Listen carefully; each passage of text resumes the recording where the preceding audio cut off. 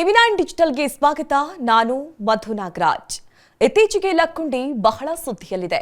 ಅದಕ್ಕೆ ಕಾರಣ ನಿಧಿ. ಮನೆ ಕೆಲಸದ ಸಲುವಾಗಿ ಗುಂಡಿ ತೋಡುವಾಗ ಸಾಕಷ್ಟು ಪ್ರಮಾಣದ ಚಿನ್ನ ಪತ್ತೆಯಾಯಿತು. ನಿಧಿ ಸಿಕ್ಕಿದಾಗಿನಿಂದಲೂ ಜನರಲ್ಲಿ ಕುತೂಹಲ ಕೂಡ ಹೆಚ್ಚಾಗಿದೆ. ಸರ್ಕಾರ ಕೂಡ ಉತ್ಖನನ ಕಾರ್ಯ ಆರಂಭಿಸಿದೆ. ಈ ಹಿಂದೆಯೂ ಅಲ್ಲಿನ ಜನರಿಗೆ ಸಣ್ಣ ಪ್ರಮಾಣದ ಮಣಿಗಳು, ವಸ್ತುಗಳು ಸಿಗ್ತಲೇ ಇದ್ವು. ಈಗ ಸ್ವತಃ ಸರ್ಕಾರವೇ ಉತ್ಖನನ ಕಾರ್ಯ ಆರಂಭಿಸಿದೆ. ಹಾಗಾದ್ರೆ ಲಕ್ಕುಂಡಿ ಇತಿಹಾಸ ಏನು? ಯಾಕಾಗಿ ಅಲ್ಲಿ ಉತ್ಖನನ? ಏನಿದೆ ಆ ಮಣ್ಣಲ್ಲಿ? ಬನ್ನಿ ನೋಡೋಣ.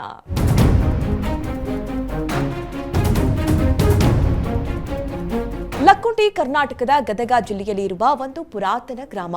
ಈ ಗ್ರಾಮವು ತನ್ನ ದೀರ್ಘ ಇತಿಹಾಸದಿಂದ ಪ್ರಸಿದ್ಧವಾಗಿದೆ. ಲಕ್ಕುಂಡಿ ಕೇವಲ ಒಂದು ಊರಲ್ಲ, ಅದು ನಮ್ಮ ಹಿಂದಿನ ಕಾಲದ ಜೀವನ, ಸಂಸ್ಕೃತಿ ಮತ್ತು ವೈಭವವನ್ನ ತೋರಿಸುವ ಸ್ಥಳ. ಲಕ್ಕುಂಡಿಯನ್ನ ಈ ಹಿಂದೆ ಲೋಕಗುಂಡಿ ಅಂತ ಕರೆಯಲಾಗ್ತಾ ಇತ್ತು.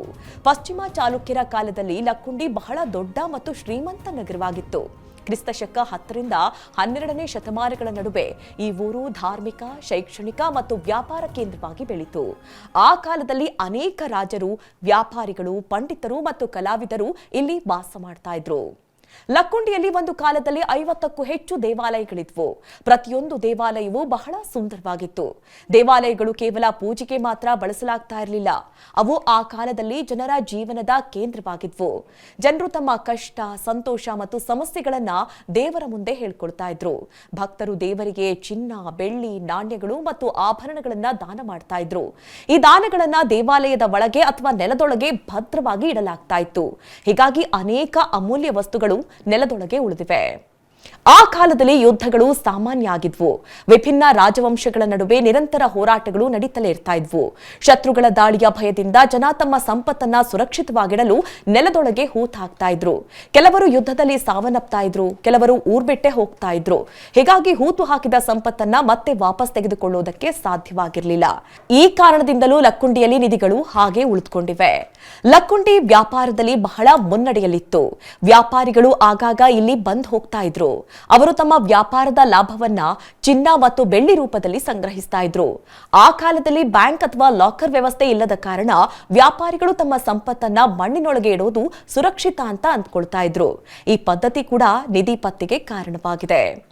ಲಕ್ಕುಂಡಿ ಒಂದು ಪ್ರಮುಖ ಶಿಕ್ಷಣ ಕೇಂದ್ರ ಆಗಿತ್ತು. ಇಲ್ಲಿ ವೇದ, ಶಾಸ್ತ್ರ, ಗಣಿತ, ಜ್ಯೋತಿಷ್ಯ ಮತ್ತು ಧರ್ಮಶಾಸ್ತ್ರಗಳನ್ನ ಕಲಿಸಲಾಗ್ತಾ ಇತ್ತು. ವಿದ್ಯಾರ್ಥಿಗಳು ದೂರ ದೂರದಿಂದ ಇಲ್ಲಿ ವಿದ್ಯಾಭ್ಯಾಸಕ್ಕಾಗಿ ಬರ್ತಾ ಇದ್ರು. ಗುರುಗಳಿಗೆ ಮತ್ತು ವಿದ್ಯಾಲಯಗಳಿಗೆ ದಾನ ನೀಡುವ ಸಂಪ್ರದಾಯ ಕೂಡ ಇತ್ತು. ಈ ದಾನಗಳಲ್ಲಿ ಚಿನ್ನ, ಬೆಳ್ಳಿ ಮತ್ತು ಭೂಮಿ ಸೇರಿದ್ವು. ಕಾಲಕ್ರಮೇಣ ಇವುಗಳಲ್ಲಿ ಕೆಲವು ನೆಲದೊಳಗೆ ಉಳಿದು ನಿಧಿಗಳಾಗಿ ಮಾರ್ಪಟ್ಟಿವೆ. ಲಕ್ಕುಂಡಿಯಲ್ಲಿ ಉತ್ತಮ ಕೆರೆಗಳ ವ್ಯವಸ್ಥೆ ಕೂಡ ಇತ್ತು. ಕೃಷಿಗೆ ಮತ್ತು ಜನರ ದೈನಂದಿನ ಜೀವನಕ್ಕೆ ನೀರು ಒದಗಿಸಲು ಅನೇಕ ಕೆರೆಗಳನ್ನು ನಿರ್ಮಿಸಲಾಗಿತ್ತು. ದೇವಾಲಯಗಳು ಮತ್ತು ಕೆರೆಗಳ ಸುತ್ತ ಗುಪ್ತ ಕೊಠಡಿಗಳು ಮತ್ತು ಭೂಗತ ಭಾಗಗಳಿದ್ವು. ಕಾಲ ಕಳೆದಂತೆ ಮಳೆ, ಗಾಳಿ ಮತ್ತು ನಿರ್ಲಕ್ಷ್ಯದಿಂದಾಗಿ ಅನೇಕ ಕಟ್ಟಡಗಳು ಕುಸಿದು ಬಿದ್ವು. ಅವುಗಳೊಳಗಿನ ವಸ್ತುಗಳು ಮಣ್ಣಿನಡಿ ಹೂತು ಹೋಗಿದೆ. ಇತ್ತೀಚೆಗೆ ರಸ್ತೆ ಕಾಮಗಾರಿಗಳು, ಮನೆ ನಿರ್ಮಾಣ ಮತ್ತು ತೋಡಿಕೆ ಕೆಲಸಗಳ ಸಮಯದಲ್ಲಿ ಇಂತಹ ಪುರಾತನ ವಸ್ತುಗಳು ಪತ್ತೆಯಾಗ್ತಾ ಇದೆ. ಜನರು ಇದನ್ನ ನಿಧಿ ಅಂತ ಕರೀತಾ ಇದ್ದಾರೆ. ಆದ್ರೆ ಇವು ನಿಜವಾಗಿ ಪುರಾತತ್ವ ಸಂಪತ್ತಾಗಿದೆ. ಇವುಗಳಿಂದ ನಮ್ಮ ಪೂರ್ವಜರ ಜೀವನ ಶೈಲಿ ಮತ್ತು ಆರ್ಥಿಕ ಸ್ಥಿತಿ ತಿಳಿಯಬಹುದಾಗಿದೆ. ಲಕ್ಕುಂಡಿಯ ನಿಜವಾದ ನಿಧಿ ಚಿನ್ನ ಮತ್ತು ಬೆಳ್ಳಿ ಅನ್ನೋದಕ್ಕಿಂತ ಅದರ ಇತಿಹಾಸ, ಸಂಸ್ಕೃತಿ, ದೇವಾಲಯಗಳು ಮತ್ತು ಕೆರೆಗಳ ವ್ಯವಸ್ಥೆಗೆ ನಿಜವಾದ ಸಂಪತ್ತು ಅನ್ನಬಹುದು. ಈಗ ಸರ್ಕಾರದ ವಶದಲ್ಲಿರುವ ನಿಧಿಯನ್ನ ಸರ್ಕಾರ ಏನ್ ಮಾಡುತ್ತೆ ಹಾಗಾದ್ರೆ? ಯಾವುದೇ ಸ್ಥಳದಲ್ಲಿ ನಿಧಿ, ಚಿನ್ನದ ನಾಣ್ಯಗಳು, ಬೆಳ್ಳಿ ವಸ್ತುಗಳು ಅಥವಾ ಪುರಾತನ ವಸ್ತುಗಳು ಸಿಕ್ಕಾಗ ಅವುಗಳನ್ನ ಕಾನೂನು ಪ್ರಕಾರ ಸರ್ಕಾರ ವಶಕ್ಕೆ ಪಡೆಯುತ್ತೆ. ಇಂತಹ ನಿಧಿಗಳು ವ್ಯಕ್ತಿಯ ಸ್ವತ್ತಾಗೋದಿಲ್ಲ. ಅವು ದೇಶದ ಮತ್ತು ರಾಜ್ಯದ ಇತಿಹಾಸಕ್ಕೆ ಸೇರಿದ ಅಮೂಲ್ಯ ಸಂಪತ್ತುಗಳಾಗ್ತವೆ. ಅದರಿಂದಾಗೆ ಸರ್ಕಾರ ಅವುಗಳನ್ನ ವಿಶೇಷ ಜವಾಬ್ದಾರಿಯಿಂದ ನೋಡಿಕೊಳ್ಳುತ್ತೆ. ಮೊದಲು ನಿಧಿ ಸಿಕ್ಕ ತಕ್ಷಣ ವಿಷಯವನ್ನ ಸರ್ಕಾರಕ್ಕೆ ತಿಳಿಸಬೇಕಾಗುತ್ತೆ. ನಂತರ ಪುರಾತತ್ವ ಇಲಾಖೆ, ಆದಾಯ ಇಲಾಖೆ ಮತ್ತು ಪೊಲೀಸ್ ಇಲಾಖೆ ಸ್ಥಳಕ್ಕೆ ಭೇಟಿ ನೀಡಿ ಪರಿಶೀಲನೆ ನಡೆಸುತ್ತೆ. ಸಿಕ್ಕಿರುವ ವಸ್ತು ಯಾವ ಕಾಲದ್ದು, ಎಷ್ಟು ಹಳೆಯದು ಮತ್ತು ಅದರ ಇತಿಹಾಸ, ಮಹತ್ವ ಏನು ಅನ್ನೋದನ್ನ ತಜ್ಞರ ತಂಡ ಅಧ್ಯಯನ ಮಾಡುತ್ತೆ. ನಿಧಿ ಪುರಾತನ ವಸ್ತುಗಳಾಗಿದ್ರೆ, ಉದಾಹರಣೆಗೆ ಹಳೆಯ ನಾಣ್ಯಗಳು, ಶಾಸನಗಳು, ಶಿಲ್ಪಗಳು ಅಥವಾ ದೇವಾಲಯದ ವಸ್ತುಗಳಾಗಿದ್ರೆ ಸರ್ಕಾರ ಅವುಗಳನ್ನ ಸಂಗ್ರಹಾಲಯಗಳಿಗೆ ಕಳಿಸ್ಕೊಡುತ್ತೆ. ಇವುಗಳನ್ನ ಮ್ಯೂಸಿಯಂನಲ್ಲಿ ಸುರಕ್ಷಿತವಾಗಿ ಇಡಲಾಗುತ್ತೆ. ಆಗುತ್ತೆ. ವಿದ್ಯಾರ್ಥಿಗಳು, ಸಂಶೋಧಕರು ಮತ್ತು ಜನರು ಇತಿಹಾಸವನ್ನ ತಿಳಿದುಕೊಳ್ಳೋದಕ್ಕೆ ಈ ವಸ್ತುಗಳು ಸಹಾಯಕವಾಗುತ್ತೆ.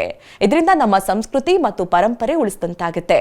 ನಿಧಿ ಕೇವಲ ಚಿನ್ನ ಅಥವಾ ಬೆಳ್ಳಿಯದಾಗಿದ್ರೆ ಅದರ ತೂಕ ಮತ್ತು ಮೌಲ್ಯವನ್ನ ಲೆಕ್ಕ ಹಾಕ್ತಾರೆ.